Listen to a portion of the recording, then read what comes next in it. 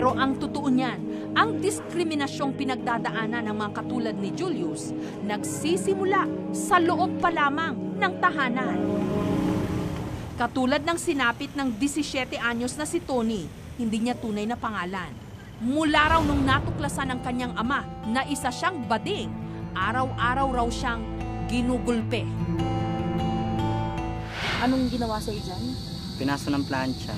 Hinampas ako ng yung mas ng tangkay. Yung father ko tsaka yung kuya ko, pagka binubog nila ako, pinagtutulungan nila ako.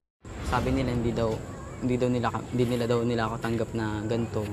Ayoko na pong ganito yung situation ko, nahihirapan na ako. Ayoko na po ng ganito. Gusto ko nang maging malaya.